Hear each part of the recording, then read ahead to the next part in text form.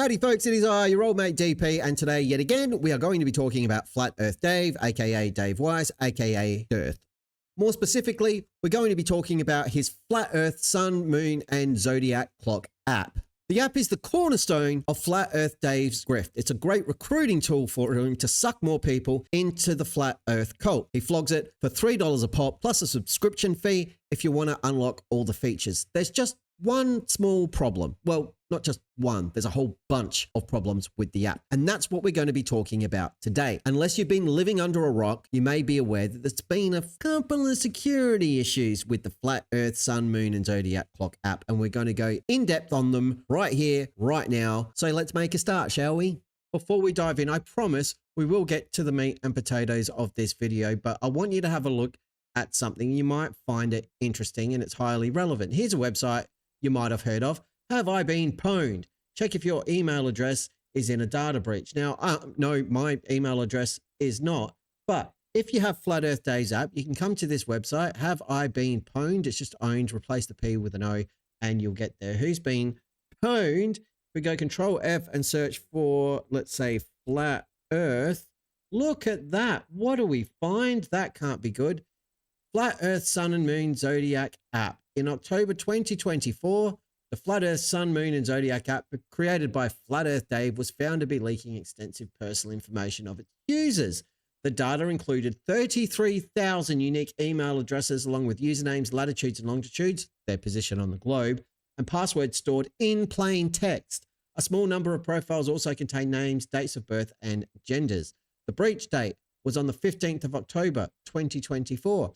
They added to this database that Have I Been Pwned, 2nd of March 2025, 33,294 compromised accounts. The compromised data include dates of birth, email addresses, genders, geographic locations, names, passwords, and usernames. This is a comprehensive database of leaks, and the Flat Earth Sun, Moon, and Zodiac Clock app lives on there. Let's kick off by having a little bit of a look at the app itself. So this is DIRTH's webpage, the Flat Earth Sun, Moon, and Zodiac Clock app. There it is. You've got links here available in the App Store. Get it on Google Play. I've taken the liberty of already opening up these particular links. So if we go to the App Store, there it is, Flat Earth Sun, Moon, and Zodiac Clock by Blue Water Bay. We've got some information about the Derpy app. This is the interesting part, the app privacy. So the developer indicated that the app's privacy practices may include handling of data as described below. Data used to track you. So the following data may be used to track you across apps and websites owned by other companies, i.e. the location. Data linked to you may be used for location purposes, and data not linked to you might be used for identifiers. And if we go to the details, it's talking about precise location and course location. Remember that, that's going to come up again. Location, precise, and course location for data linked to you, and data not linked to you. For app functionality purposes, we're talking about user ID and device ID. That all seems pretty harmless. I'm sure there's no issues there. So if we jump across to the Google Play Store and have a look at what's going on over here, it's a similar situation. It's all in Australian dollars, so it's actually $4.69, not $3 for me, DIRTH. Don't worry, you're not getting my money. If we zoom in a little bit here, just so we've got a bit of a clearer view, let's see what the data safety section says here. So no data is shared with third parties. No data is collected. The data is encrypted in transit. I'm sure that's great. And you can request that data be deleted. The app doesn't share user data with other companies or organizations. Fair enough. Doesn't collect user data. That's good to know. Data is encrypted in transit. Your data is transferred over a secure connection, and you can request that the data be deleted. That's fine. Data deletion is great. So that's DIRTH's app. That's basically what it looks like. He's got it on the front page of his website as well. If you jump across there, there he is, looking very shifty. Links to all his crap. If you want to send him money, please don't send him any money. And getting the app and earning dome coins, none of this. You don't want this app, and we're going to explain why. If you've watched any of MC Toon's content of late, you may be aware of this page. This is GitHub, and this particular page has been created by GlobeSec. So GlobeSec are a collective of software developers and InfoSec professionals investigating privacy and security risks in web and mobile apps developed by flat earthers. They are not associated with or working for these app developers.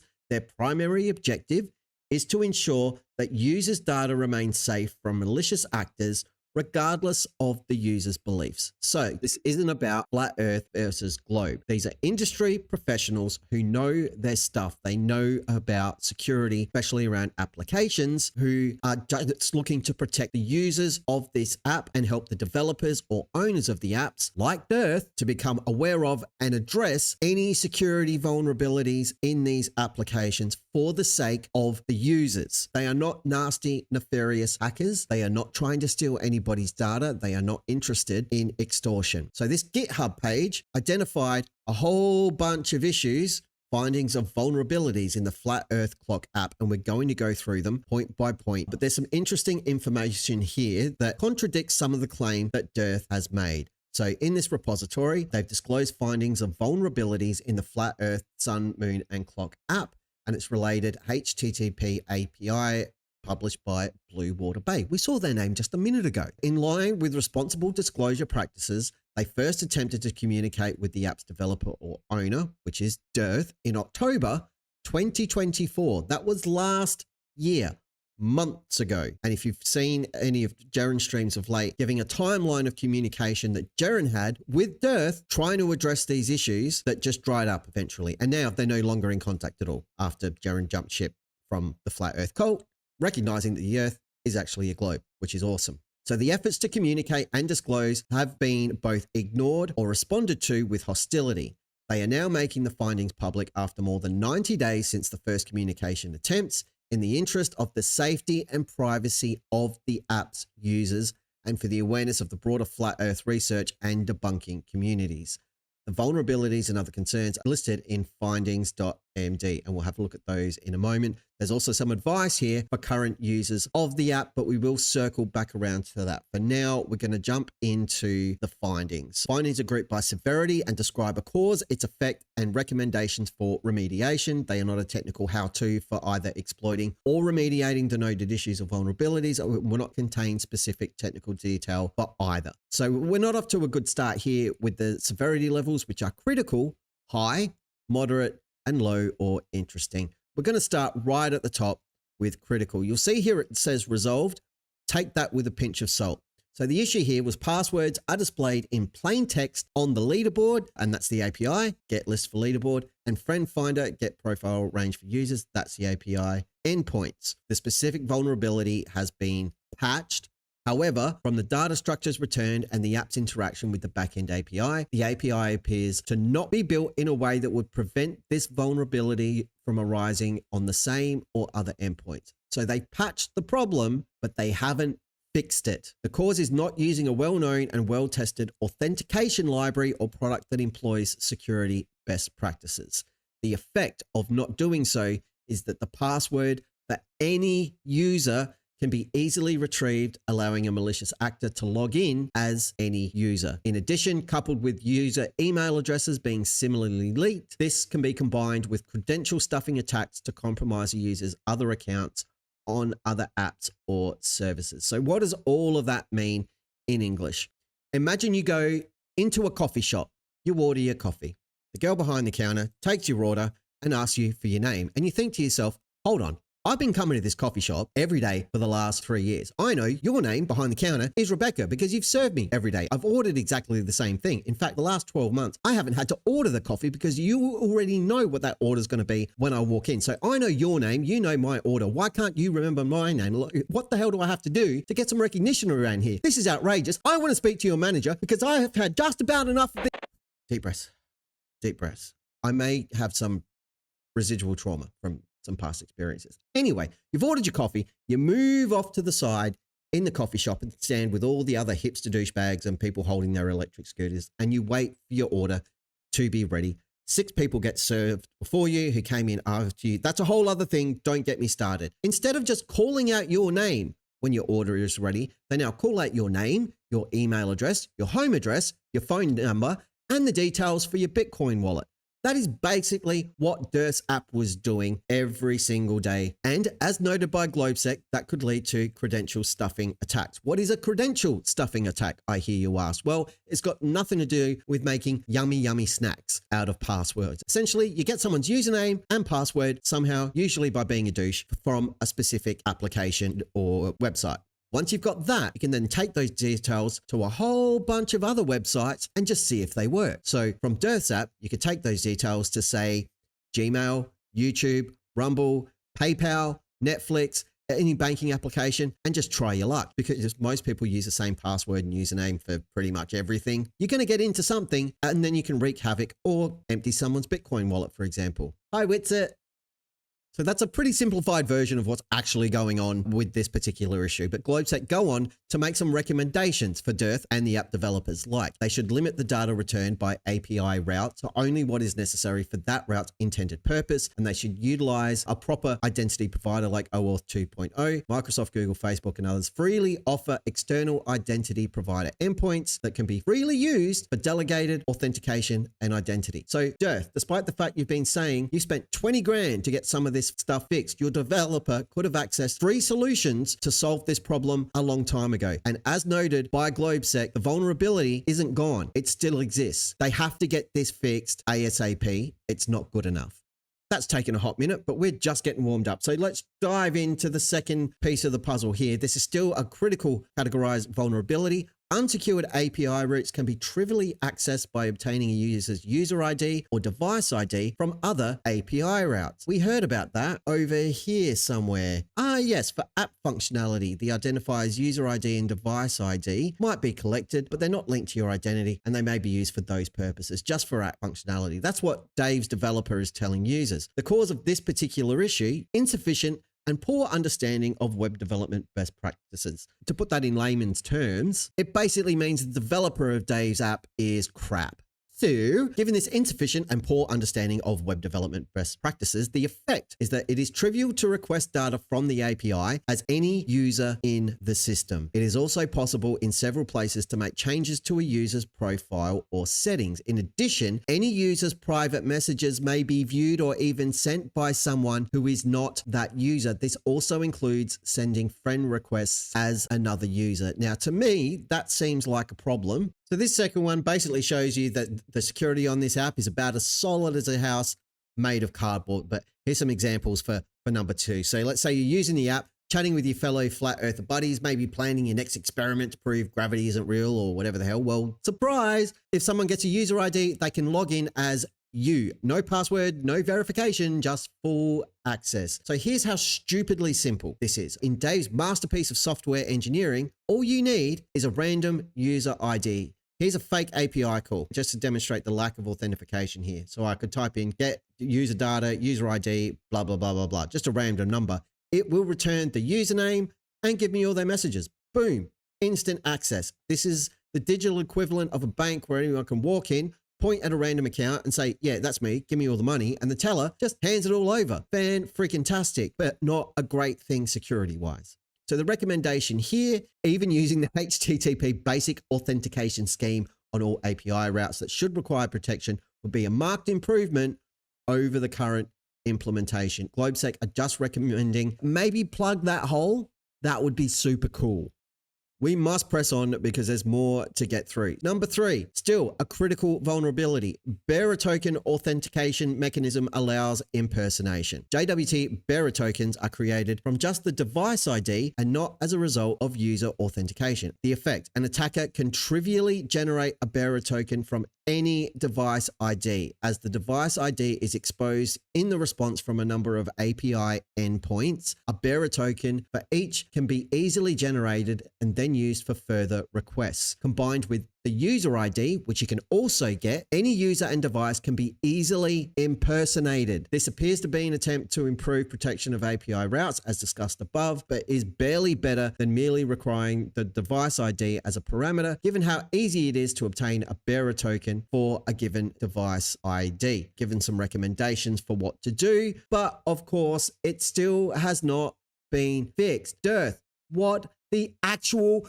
in most apps, when you log in, the system verifies your password and your identity before it issues a security token, but not here. No, DIRTH's app just goes, oh, you've got a device ID. That's good enough. Have full access to everything. I don't need to know who you actually are. If that device ID matches, that's good enough for me. But wait, it gets dumber. So you don't even have to guess that device ID because the app hands them out freely in its API responses. You can query it and just get the device ID back and then use that to do whatever you want. It's super dumb and it's a big problem. It means any idiot with a bit of curiosity can get in. So it's kind of like going to a hotel and instead of giving you a unique key card for your room, they just give you a blank one and you can write down whatever room number you want and you'll get access to it like magic. Brilliant.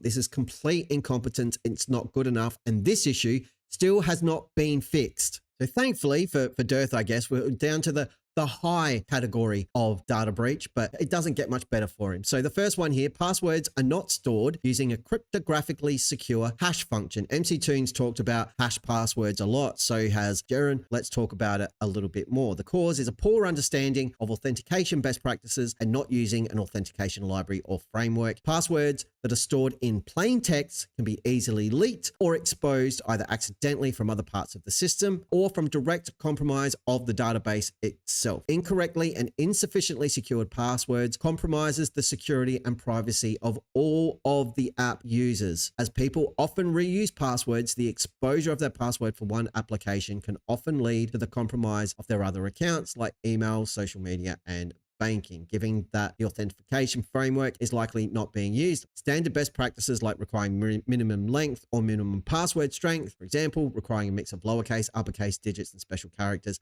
are likely not being employed either. And then they've given some more recommendations like using a known and well-supported authentication library or framework. I shall now endeavor once again to translate this into English for all you fine people.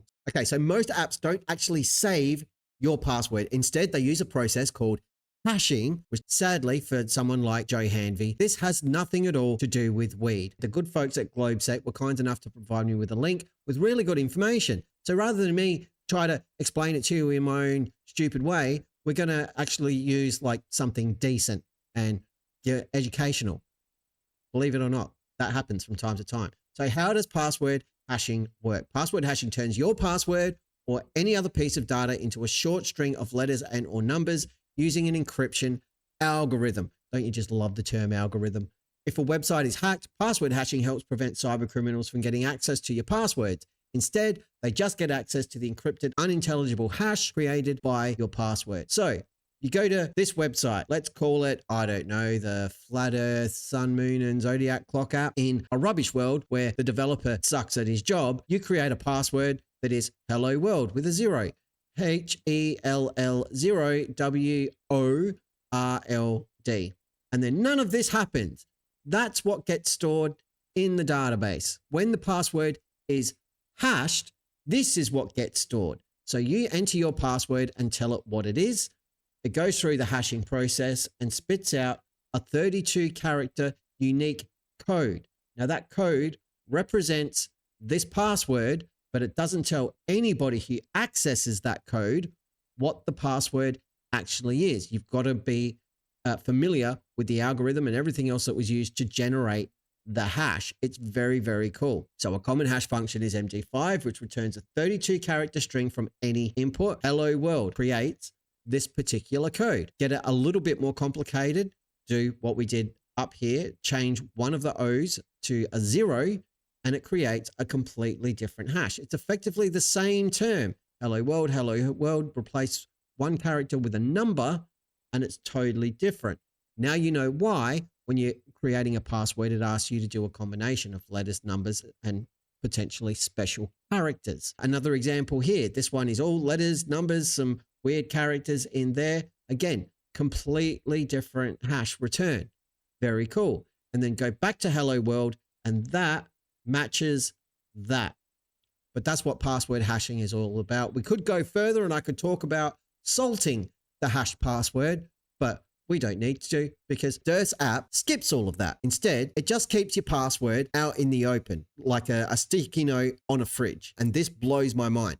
If you forget your password and you use the forgot password option on DIRTH's app, it literally just emails your password back to you. So, you might wonder, what really happens if somehow a hacker gets into the database? Nothing major. It's not a big deal. Just that every single password is exposed in seconds. And if you reuse that password on other accounts, as we've already discussed with the credential stuffing, hackers now have access to all of those too. Not an if, they do. At this point, one of the most important messages you can receive if you have the Flat Earth, Sun, Moon, and Zodiac Leak app is change your password right freaking now.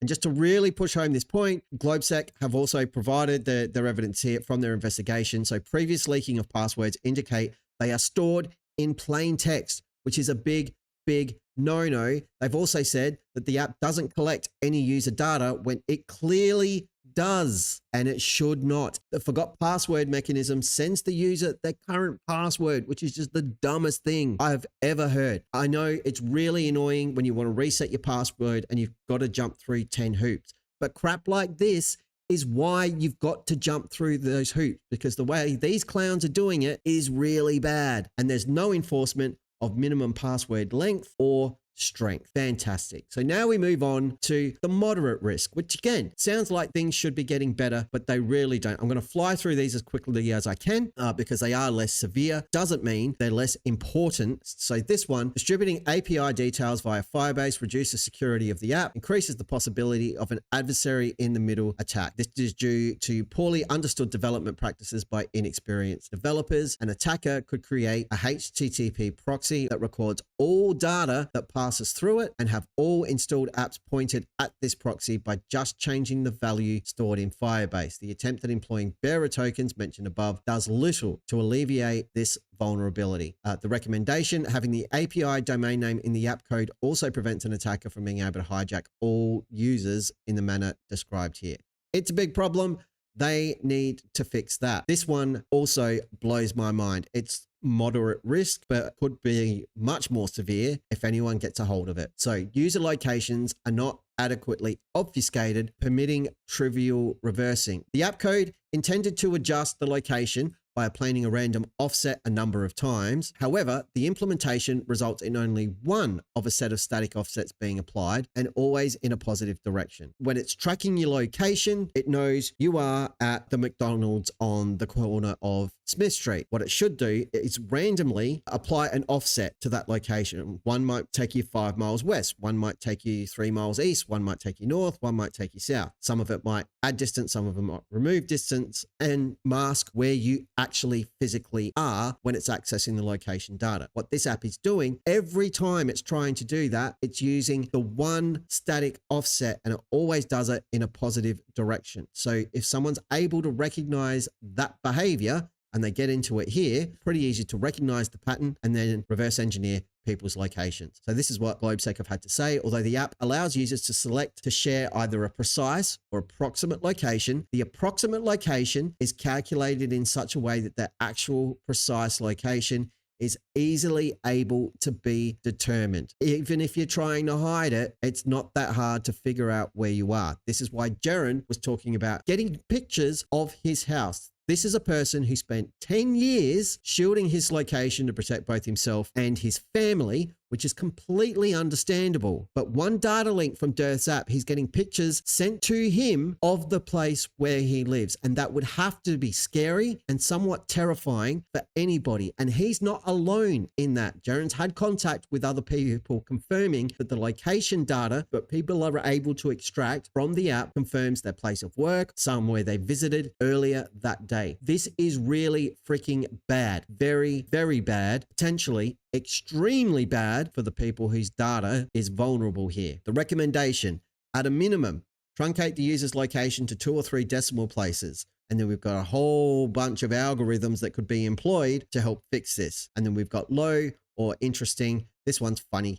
Resolve the cryptocurrency wallet private key and wallet address and GoPulse API keys are distributed in the APK. An attacker has all the details they would need to continually transfer any and all cryptocurrency in that wallet to their own wallet. They advise to complete removal of the code from the app base code where it shouldn't be. Any transfers should be handled entirely server-side. Revoke the private key associated with the wallet. Issue a new private and public key pair for the wallet. Consider the wallet completely compromised and completely cease all use of it. And revoke the GoPulse API key and create a new API key. So apparently that has been fixed. Why has that one been fixed while the others that we've looked at haven't been? Because that one, given that it deals with a crypto derp coin wallet, I guess, potentially impacts DIRTH's hip pocket. So that was probably like #1 priority to get that fixed up so he doesn't lose any of his grifting winnings. I fully intended to get this video eyeballed by MC Toon to make sure all the information contained within it is accurate. That didn't actually happen. What happened instead is MC Toon was kind enough to put me in contact with the fine folks at GlobeSec, who he worked with to investigate and release the information on the data leaks within Dave's app. So to all the folks at GlobeSec, please keep doing what you're doing because you do amazing work. It's really, really interesting and valuable. I, for one, appreciate it. And also thank you for your assistance and feedback and helping me make sure this video is as accurate and as informative as possible. I really, really do appreciate it. But my main concern with this video is that if you have the app on your phone or any other device, you need to get rid of it. But there's some things you need to do before you do that. So let's have a look at GlobeSec's advice yet again and check out what actions you need to take. Right, so here we are. I'm just going to jump back to the viewing screen, even though I just jumped off that. Whatever, who cares? My video, I'll do what I want.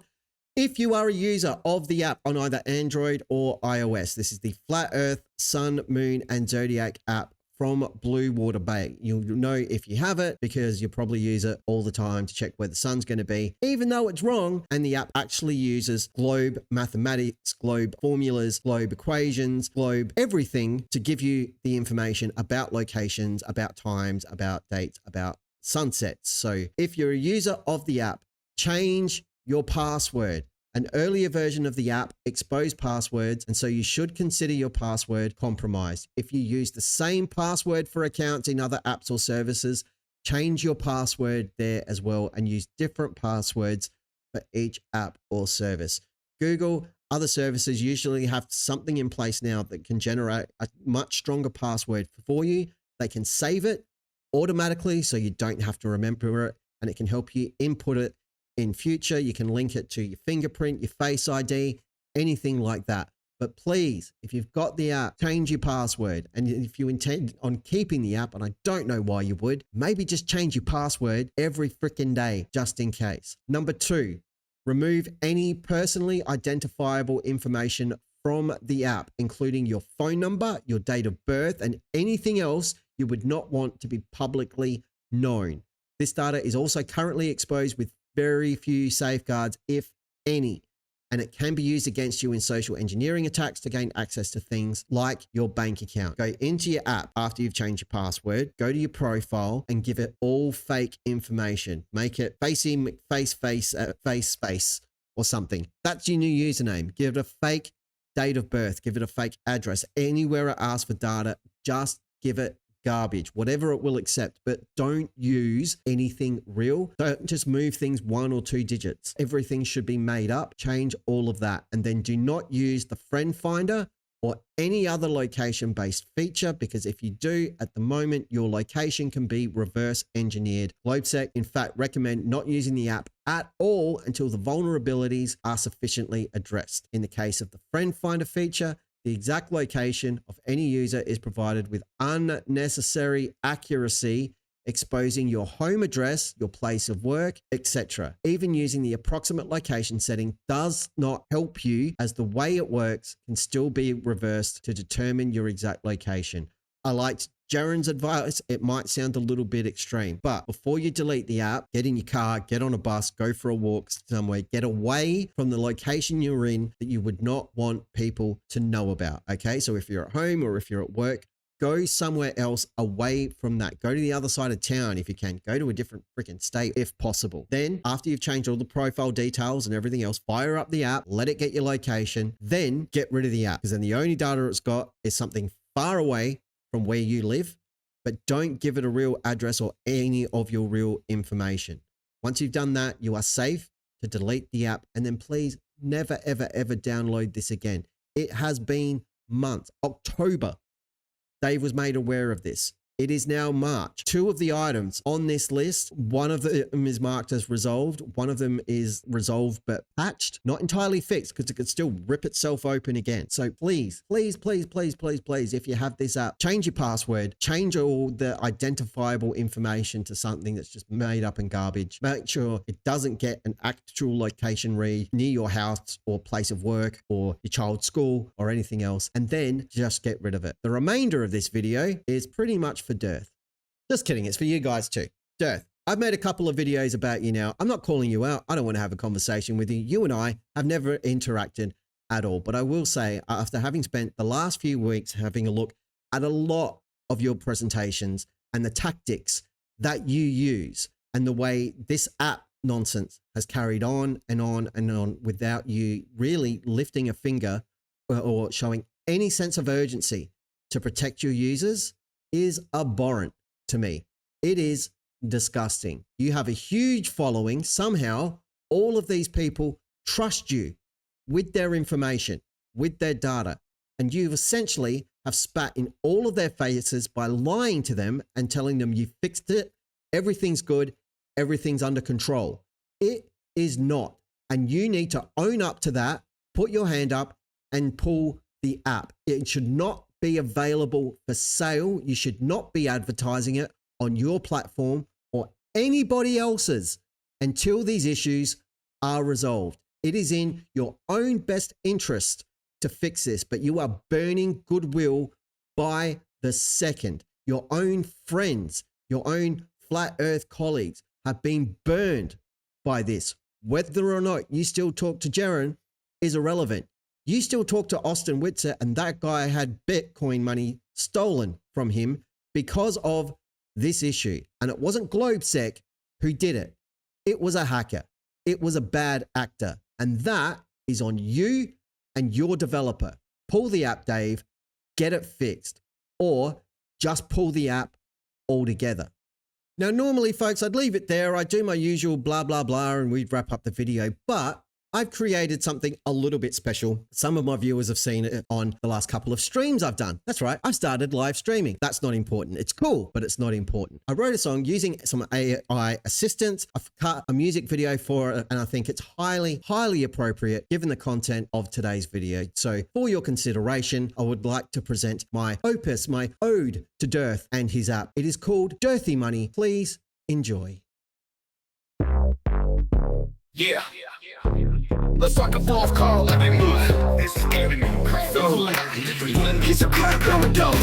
There's a man selling lies and his name is DIRTH. He's a liar and a scammer. He's just the worst. Human conspiracy says Earth is flat, while it's not believed your data. What's up with that? Dirty money flooding in real fast. Gotta keep grifting, talks out of his ass. Truth don't matter if the app cash flows. Another day, another sucker, man, that's how it goes. Download my app, yeah, he swears it's great, but it leaks like a scythe. Check your doors and gates, selling snake oil wisdom and shitty memes. But if you question him, he's running from the scene. Oh, the money on a bed of lies. Jury called him out, so he just cut ties. He's cool if the world knows where you live. He don't care about you, 0 fucks to give. He's got his mouth all twisted, claims NASA's fake, but showing real physics, hey, he's the brakes. Don't ask for facts, don't check his math. Just give him your wallet, buy me water and math. He says, trust me bro, my app is fine, but there's unhashed passwords, damn, what a fine. He ain't sharing secrets, all his DIRTH is lame. A con man, douchebag, just playing the game. Oh, dirty money built on fear and doubt. He's just selling you nonsense and cashing out. Truth don't matter, don't ask him why. Flat Earth's just a business, he's milking the lie. Flat Earth app, though it uses the globe. Seriously, don't download it, but if you already did,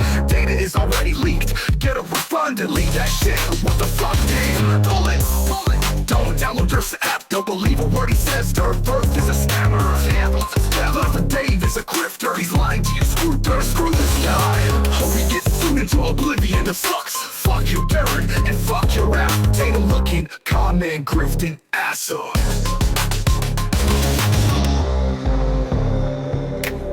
Potato looking, con man, grifting, asshole.